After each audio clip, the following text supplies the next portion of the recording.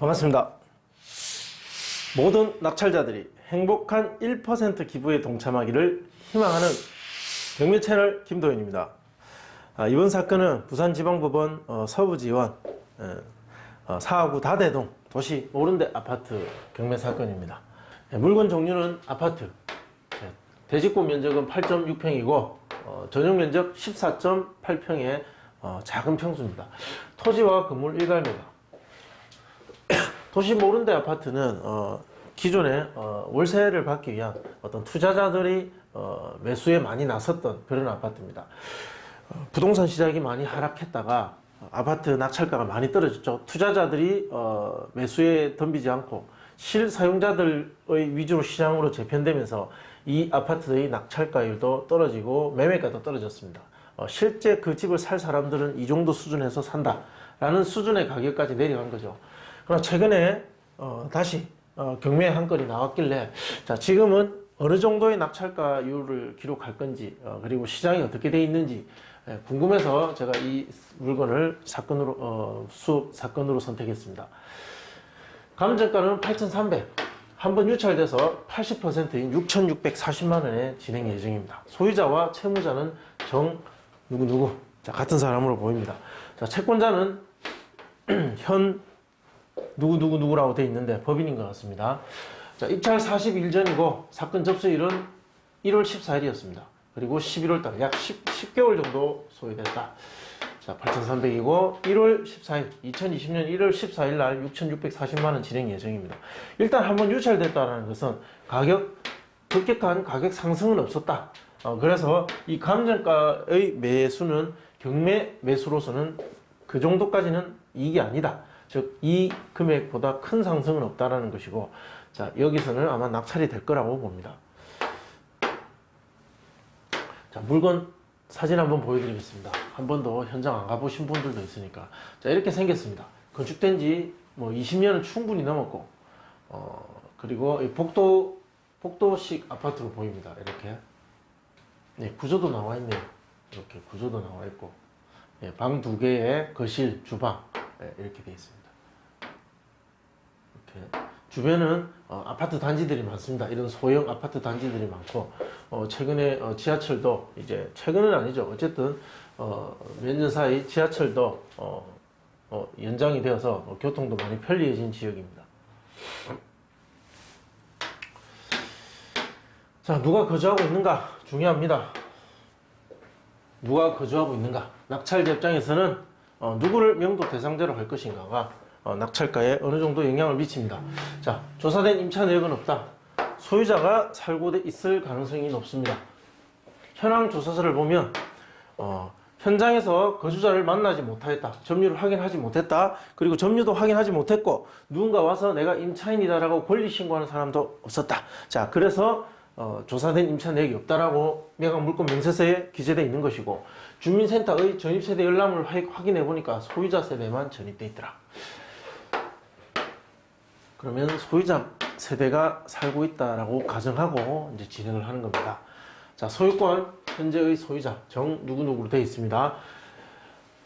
2016년 10월 18일 근저당 현재 이 경매 신청한 채권자인 것 같습니다. 자, 이 사람이 근저당 설정을 했습니다. 법인인 것 같습니다.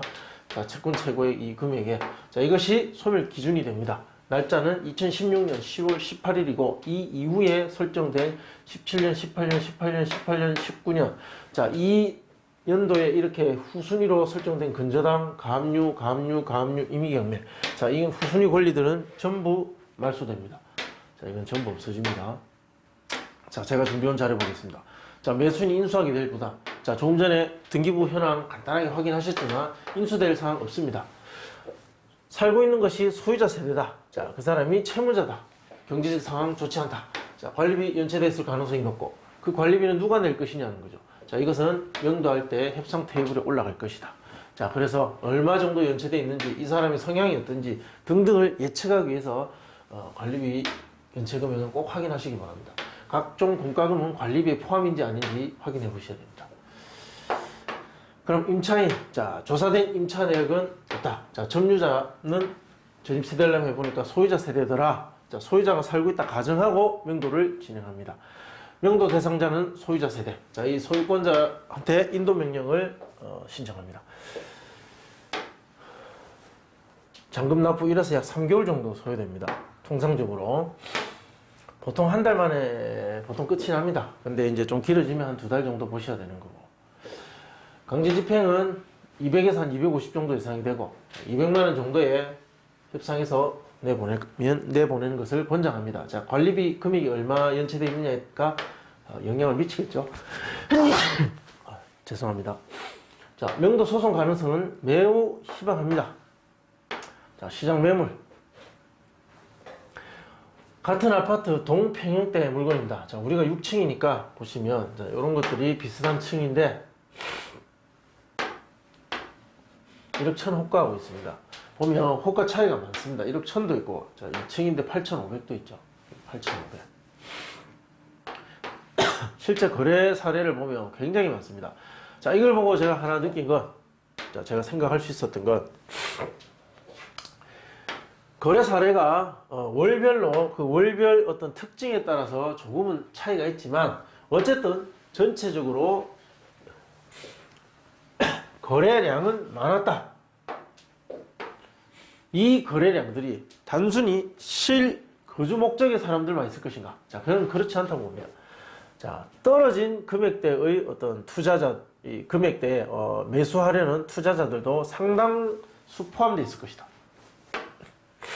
지금까지 그 거래량은 큰 변화가 없다. 자, 이 시장의 반응은 충분히 있을 것이라는 것을 예측해 보자는 것이고, 보시면 6층 8,200, 4층 9,000, 4층 8,500, 저가 금액대 보면 7,700까지도 있었습니다. 자, 이런 것들은 굉장히 싸게 매수한 거죠. 7,600도 있고. 자, 이런 금액대가, 자, 낙찰가와 비슷할 가능성이 높습니다. 이쪽 지역 아파트들은 낙찰가율도 높고, 또 아주 금매의 가격과 아주 비슷하게 낙찰되는 경향이 있습니다.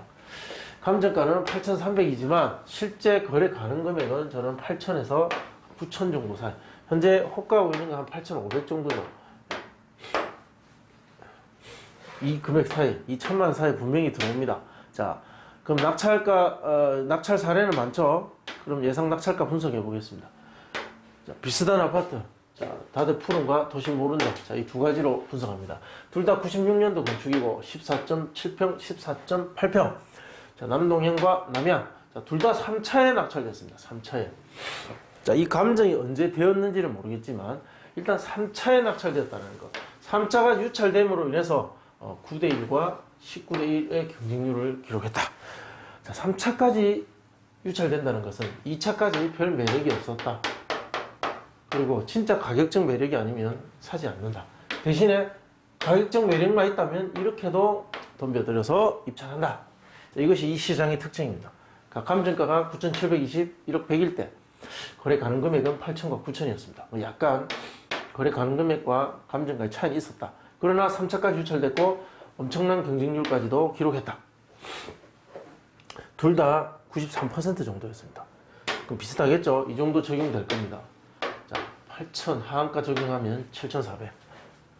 아까 금매가 7,700이었습니다. 큰 차이가 없을 겁니다. 이게. 그리고 상한가 9,000 적용하면 8,400. 이 정도까지도 갈 수 있습니다. 만약에 매매가를 9,000 정도로 본다면 이 정도까지도 충분히 간다. 자, 중간 가격인 한 8천만 원 정도에서 계산해 보겠습니다. 이 정도에 만약에 낙찰 받는다. 그럼 취득세는 이렇게 되고 국민주택 채권, 등기 비용 이렇게 들어간다. 이사 비용은 한 200 정도 생각하셔야 되고요. 자, 이렇게 정리가 되겠습니다. 자, 궁금하신 내용은 댓글로 남겨주시면 답변해 드리겠습니다. 시청해 주셔서 고맙습니다.